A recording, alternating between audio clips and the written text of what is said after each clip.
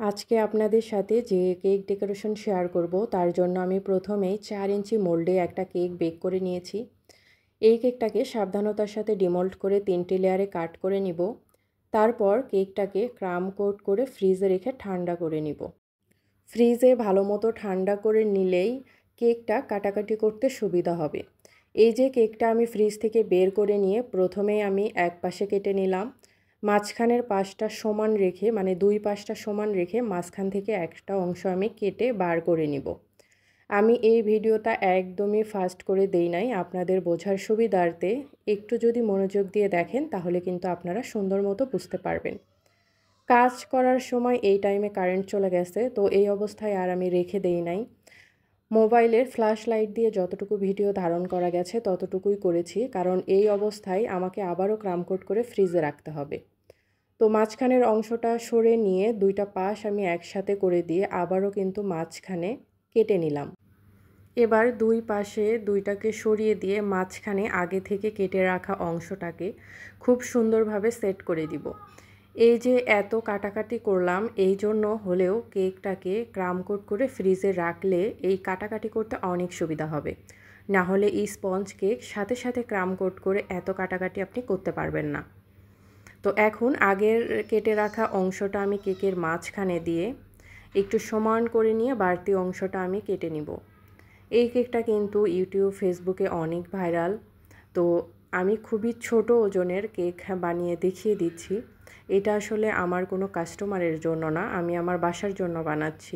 এই জন্য আর বড় কেক বানাই নাই, একদম ছোট সাইজটাই করে নিলাম। তো ছোট হোক বড় হোক আপনারা যেরকমই বানান না কেন কাটটা কিন্তু এইভাবেই করতে হবে, তাহলে দেখবেন যে শেপটা সুন্দর আসবে। আর এখানে যেহেতু কাটা অংশটা বেশি তাই সুন্দর করে ক্রিম দিয়ে ক্রাম কোট করে নিতে হবে ভালো মতো ক্রাম কোট না করে নিলে দেখবেন যে ডেলিভারির সময় কেকটা মানে স্লাইস যেহেতু এগুলো হচ্ছে যে কাটিং অংশগুলো সরে যেতে পারে। তো আমি যেহেতু বাসার জন্যই করছি তো তাই হচ্ছে ভেতরে কিন্তু আর ক্রিম দেই নাই। আপনারা চাইলে ভেতরেও একটু ক্রিম দিয়ে কাটা অংশগুলো মানে একসাথে করে দিতে পারেন। তো আমি বাহিরেই হচ্ছে যে ভালো করে ক্রিম দিয়ে এটাকে হচ্ছে যে সমান করে নিব।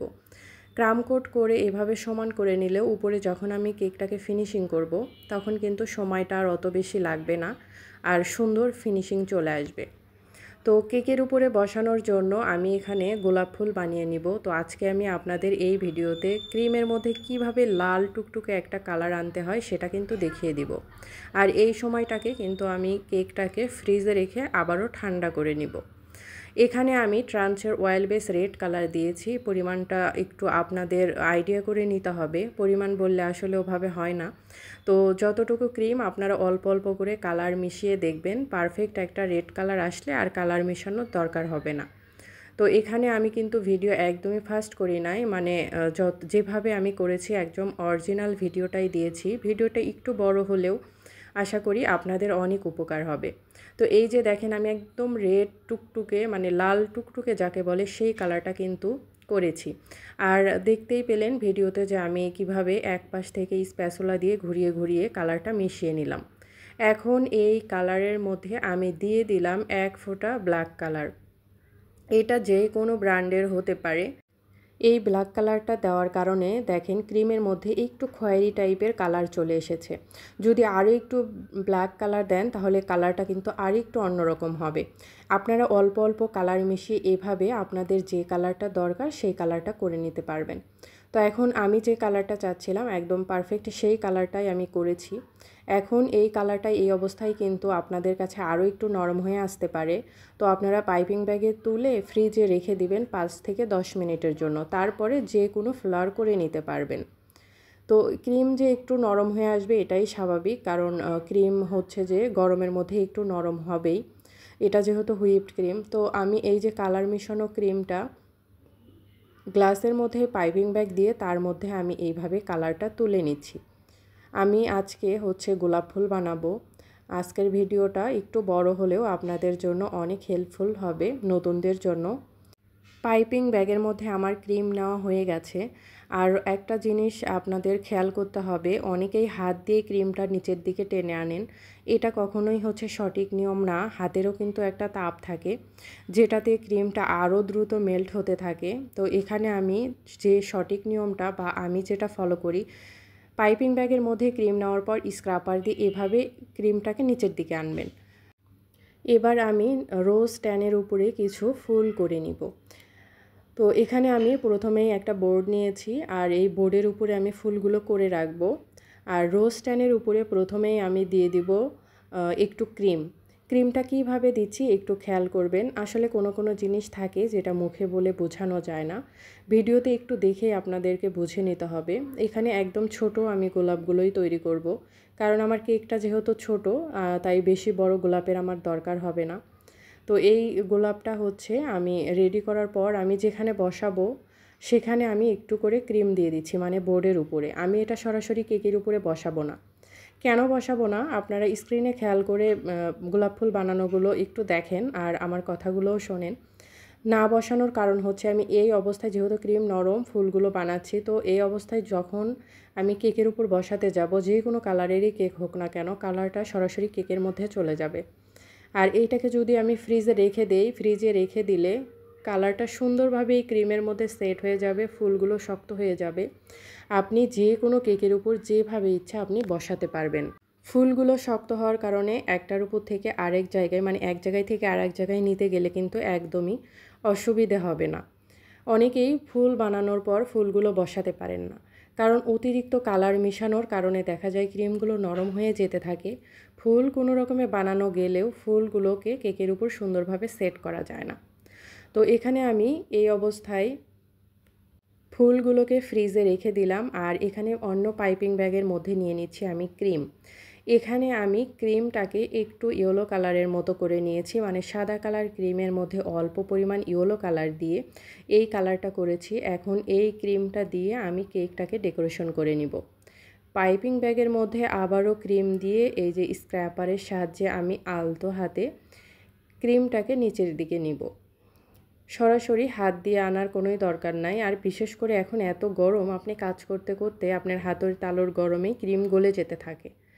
এখানে আমি বাস্কেট নজেল নিয়েছিলাম পাইপিং ব্যাগের মধ্যে। আমার প্রায় ভিডিওতেই দেখবেন যে আমি কেকে ক্রাম কোট করে রাখার পরে যখন আমি ফাইনাল ফ্রস্টিং করি, তখন কিন্তু পাইপিং ব্যাগের মধ্যে কোনো না কোনো নজেল ইউজ করি।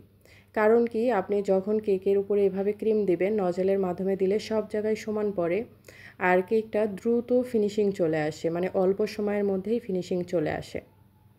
তো এখানে আমি ক্রিম দেওয়া হয়ে গেলে স্ক্র্যাপারের সাহায্যে একটা পাশ সমান করে নিলাম, তারপর উপরে সমান করে নিয়ে প্রয়োজন মতো যদি কোথাও ক্রিম লাগে সেখানে একটু হলেও ক্রিম দিয়ে আবারও হচ্ছে স্ক্র্যাপার অথবা প্যালেট নাইফ বা সমান শক্ত যদি কোনো কাগজ আপনাদের কাছে থাকে, অনেক সময় ভিজিটিং কার্ড থাকে আপনাদের কাছে, স্ক্র্যাপার যদি নতুনদের কাছে না থাকে, তাহলে ভিজিটিং কার্ড দিয়েও কিন্তু সুন্দর করে আপনারা ফিনিশিং করে নিতে পারবেন। তো আর ফিনিশিংয়ের কাজগুলো একটু সময় নিয়েই করতে হয়, এগুলো আসলে তাড়াহুড়ার কাজ না। যতটা সময় নিয়ে আপনি এই কাজগুলো করবেন ততই সুন্দর ফিনিশিং চলে আসবে। তো এখানে আমি প্যালেট নাইফ দিয়ে উপরেও সমান করে নিলাম। এখন সাইডে স্ক্র্যাপার দিয়ে আরও একটু ভালো করে সমান করে নিব। চাইলে আমি এই ভিডিওটা ফাস্ট করে দিতে পারতাম, কিন্তু আপনাদের সুবিধার জন্যই ফাস্ট করে দেখাইনি, যে আপনাদের জন্য ফিনিশিং টাইমটা এবং কিভাবে কি করলাম এগুলো যেন আপনাদের খুবই সহজে বুঝতে পারেন। এবং এখন আমি উপরে ডিজাইন করে নিব। তো উপরে ডিজাইন করার জন্য আমি ছোট সাইজের একটা নজেল নিয়েছি। এই নজেলের কোনো নাম্বার দেওয়া ছিল না, থাকলে আমি বলে দিতে পারতাম। আপনারা যে কোনো নজেল দিয়ে কাজ করে নিতে পারবেন। স্ক্রিনের দিকে একটু খেয়াল করেন, দেখেন আমি কিভাবে এই ফুলগুলো তৈরি করছি, মানে ডিজাইনটা করছি। এই টাইপের ডিজাইনগুলো কিন্তু অনেক জনপ্রিয়, মানে সবাই আর কি অনেক বেশি পছন্দ করে, আর কেকের উপর দেখতেও ভালো লাগে। মানে এসের মতো, হ্যাঁ, উল্টা এসের মতো, একবার ডান পাশ থেকে আর একবার বাম পাশ থেকে এভাবে করে নিলেই দেখবেন যে কেকের উপরে সুন্দর একটা ডিজাইন হয়ে যাচ্ছে। এই ডিজাইনগুলোর জন্য আপনারা সবসময় ছোটো নজেল নেবেন, মানে কেকের সাইজ বুঝে নজেলটা সিলেক্ট করবেন। তো সেম নজেল দিয়ে হচ্ছে আমি নিচেও ডিজাইন করে দিব। উপরে যেহেতু বর্ডার ডিজাইনটা করে দিয়েছি, নিচেও বর্ডার ডিজাইন করে দিব। এখানে কিন্তু একই নজেল দিয়ে আমি দুইটা ডিজাইন করে দিলাম। নিচে একটা ডিজাইন করে দিলাম, মানে নিচের ডিজাইনটা শুধু আলতো হাতে প্রেস করতে হবে, মানে নজেলটা উপরের দিকে নিয়ে নিচের দিকে প্রেস করলেই দেখবেন এই ডিজাইনটা হবে। আর উপরের ডিজাইনটা তো এসের মতো ঘুরিয়ে করলাম, সেটা তো দেখতেই পেলেন।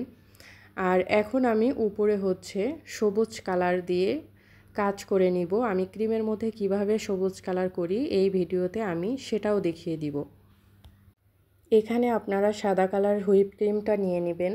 তো আমি কাজ করার পর এই ইয়েলো টাইপের ক্রিমটা বেঁচে গেছে, তো আমি এই বেঁচে যাওয়া ক্রিমের মধ্যেই কালারটা করব। এখানে আমি গ্রিন কালার দিয়ে দিচ্ছি 2 ফোঁটার মতো। এখানে আপনি কালার যেরকমটা চাইবেন সেই রকমটা বুঝে কালার মিশিয়ে নেবেন। যদি একটু গাঢ় চান তাহলে আরও কালার দিবেন, যদি একটু হালকা চান তাহলে অল্প পরিমাণ কালার দিবেন। আসলে যে কোনো কালার করার সময় একটা টিপস ফলো করতে হয়, কালারটা একসাথে কখনোই দিতে হয় না। কালারটা অল্প অল্প করে দিতে হয় আর দেখতে হয় যে আপনি যে কালারটা চাচ্ছেন সেই কালারটাই আসছে কিনা। তো এখন আমি যে কালারটা চাচ্ছি মানে একটু গাঢ় চাচ্ছি, ওই জন্য আমি কিন্তু আবারও একটু ক্রিমের মধ্যে কালার দিয়েছি। তো আমি প্যালেট নাইফের ছোট যে প্যালেট নাইফটা ছিল 1 নাম্বার, সেটা দিয়ে আমি একটু কালার মিশিয়ে নিলাম। তো আমার কাছে মনে হচ্ছিল যে স্প্যাচুলাটা দিয়ে মেশালে ভালো হবে। তো অল্প ক্রিম, তো এই জন্য আর কি প্রথমে প্যালেট নাইফের দিয়ে মেশানোর ট্রাই করেছি। তো এখন হচ্ছে স্প্যাচুলা দিয়ে মিশিয়ে নিলাম। দেখেন এটা কিন্তু সুন্দর একটা সবুজ কালার, হ্যাঁ। তো এই কালারের মধ্যে আমি আরও একটু অন্য কালার চাচ্ছি, মানে একটা জলপাই টাইপের কালার আছে না, সেই কালারটা চাচ্ছি। ওই কালার দিয়ে কেক ডেকোরেশন করলে বেশি সুন্দর লাগে। তো এই জন্য আমি ওই যে গোলাপ ফুল বানিয়ে রেখেছিলাম সেইখান থেকে সামান্য একটু ক্রিম এর মধ্যে দিয়ে দিলাম। আপনারা সামান্য একটু কালারও দিয়ে দিতে পারেন। আমার কাছে যেহেতু কালার করা ক্রিম ছিল তাই আমি ক্রিমই দিয়ে দিয়েছি। এখন দেখেন কত সুন্দর একটা গাঢ় কালার। তো এই গাঢ় কালার দিয়ে কেক ডেকোরেশন করলে কিন্তু খুবই সুন্দর লাগে। আর এই কালারটা দিয়েই দেখবেন যে সবাই বেশি কেক ডেকোরেশন করে, মানে পাতা ডাল এই এই কালার ক্রিম, এই ক্রিম দিয়েই আর কি ডেকোরেশন করে থাকে। তো এখন এই ক্রিমটাকে আমি পাইপিং ব্যাগের মধ্যে নিয়ে নিব। আমি আবারও বলছি, ক্রিমে যখন অতিরিক্ত কালার মেশাবেন তখন ক্রিমটা একটু নরম হয়ে আসবেই। ওই ক্রিম দিয়ে যদি আপনি যে কাজটা করতে চাচ্ছেন সেই কাজটা যদি সরাসরি না করতে পারেন, তাহলে ক্রিমটাকে এভাবে পাইপিং ব্যাগের মধ্যে তুলে অবশ্যই আপনারা ফ্রিজের নরমাল তাপমাত্রায়, নরমাল টেম্পারেচারে আপনারা 5 থেকে 10 মিনিটের জন্য রেখে দিবেন। তাহলেই দেখবেন ক্রিমটা একটু শক্ত হবে, তখন আপনি কাজ করতে পারবেন। তো আমি যে কাজটা করব আমি সরাসরি করে নিব, আমি আর ফ্রিজে রাখবো না। তো এখানে আমি কিভাবে কাজ করে নিচ্ছি একটু দেখেন। তো পাইপিং ব্যাগের মাথাটা কিন্তু আমি চিকন করে একটু কাট করে নিয়েছিলাম। এখন কেকের উপরে সরাসরি আমি একটু ডালের মতো করে দিব। এই কাজগুলো একটু আস্তে হাতেই করতে হবে, মানে আলতো হাতে। এগুলো আসলে তাড়াহুড়ার কাজ না। ভিডিওতে অনেক সময় আমরা ফাস্ট দেখাই, কিন্তু আজকে আপনাদের বোঝার সুবিধার্থে এই কেকের 85% আমি কোনো ফাস্ট করি নাই। এর বেশি অংশই আমি কোনো ফাস্ট করি নাই। একদম সরাসরি যেভাবে করেছি সেভাবেই আপনাদের সাথে শেয়ার করেছি। এখানে একটু পাতার মতো করে দিব। এখানে পাতাটা চাইলে যেভাবে ইচ্ছা সেভাবে করতে পারেন, অথবা পাইপিং ব্যাগ কেটেও পাতা করা যায়। তারপরে পাতা নজেল দিয়েও পাতা করা যায়। তো আমি এখানে পাতার মতো করে একটু ক্রিম দিয়ে দিলাম, কারণ আমি প্যালেট নাইফ দিয়ে ডিজাইন করব। এখন ছোট সাইজের প্যালেট নাইফ দিয়ে ক্রিমটাকে আমি একটু, মানে একটু পাতার মতো করে দিচ্ছি। বড়টাতেও আমি হচ্ছে এই পাশেও একটু পাতা করে দিচ্ছি। তো আমি যেভাবে করছিলাম আসলে সেভাবেই শেয়ার করছিলাম। আপনাদের এভাবে করতে সমস্যা হলে আপনারা পাইপিং ব্যাগটা কেটে অথবা নজেল দিয়েও করতে পারেন।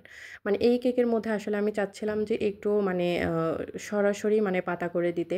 তো প্যালেট নাইফ দিয়ে আমি হচ্ছে এখানে পাতাটা করে দিচ্ছিলাম। তো হয়েছে কি, আমি এইটা ডেকোরেশন করার পর কেক কিন্তু আর ফ্রিজে রাখি নাই। ফ্রিজে যদি রাখতেন তাহলে রাখার কারণে কেক ক্রিমটা শক্ত হয়ে যেত, তখন কিন্তু এই পাতাগুলো করতে আমার বেশি সুবিধা হতো। ক্রিমটা যেহেতু নরম, উপরের ক্রিমটাও নরম, ২ টা ক্রিম নরম হওয়ার কারণে আমি যে ডিজাইনটা করতে চাচ্ছিলাম, ডিজাইনটা করতে একটু সমস্যা হচ্ছিল, মানে সময়টা একটু বেশি লাগছিল। আর যদি আপনি কেকটাকে পুরাই মানে ফ্রিজে ২-১ ঘন্টা রেখে সেট করে নেন, মানে উপরে ক্রিমটা একটু শক্ত হয়ে গেলে তখন এই কাজটা কিন্তু আপনার আরও অনেক সহজেই হয়ে যেত। তো আমি যেরকম চাচ্ছিলাম এই পাতাটা আর কি মাশাআল্লাহ অনেক সুন্দর হইছে। এখন আমি উপরে সেই আগে থেকে বানিয়ে রাখা ফুলগুলো আমি বসিয়ে দিব। দেখেন ফ্রিজে ফুল রাখার কারণে কি পরিমাণ শক্ত হয় আর বসাতে কতটা সুবিধা হয়। যেমন ইচ্ছা ঠিক তেমনভাবেই আপনি ফুলগুলোকে বসাতে পারবেন। আমি আরও একটা ফুল দেখিয়ে দিচ্ছি। তো আমি ফুলগুলো ছোট করেছিলাম। কেকের উপর বসানোর পর মনে হচ্ছিল ফুলটা আরও বেশি বড়। তো একটা যেহেতু বড় বসিয়েছি, আরেকটা আমি বড় বসাবো না, আমি ছোট করে বসাবো। তো এই যে ফুলটা আমি রেডি করে রেখেছিলাম, এই বড় ফুলটার মাঝখান থেকে শুধু মাঝখানের কলিটুকু আমি নিয়ে নিলাম। দেখেন কি পরিমাণ শক্ত হইছে। আমি আবারও বলতেছি যে কি পরিমাণ শক্ত হইছে ফ্রিজে রাখার কারণে। তাই যেভাবে ইচ্ছা সেভাবেই বসাতে পারবেন। তো আমি কলিটাকে তুলে নিয়ে কেকের উপর বসিয়ে দিলাম। দেখেন আমার কেক কিন্তু ডেকোরেশন কমপ্লিট। আমি এখানে আর কোনো সুগার বল বা কোনো কিছুই এড করব না। যেহেতু আমি আমার বাসার জন্য রেডি করছি। এখন আপনারা কমেন্টস করে জানাবেন যে আজকের কেক ডেকোরেশনটা কেমন হলো এবং এই ডেকোরেশন থেকে আপনারা কিছু শিখতে পারলেন কিনা, বা আপনাদের যদি কোনো রকম কোনো প্রশ্ন থাকে অবশ্যই কিন্তু আমাকে করতে পারেন। আমি অবশ্যই আপনাদের প্রশ্নের উত্তর আমি দিয়ে দিব। এবার কেকটা আমি একটু ওজন করে দেখিয়ে দিব। সেম সাইজের একটা বোর্ড স্কেলের উপরে নিয়ে আমি বোর্ডটাকে প্রথমে মাইনাস করে নিলাম। এরপর আমি কেকটার ওজন দেখিয়ে দিব। কেক সহ বোর্ডটাকে ওজন করে নিলাম। দেখেন 196 গ্রাম। তো এই কেকটার অরিজিনাল ওজন হচ্ছে 196 গ্রাম।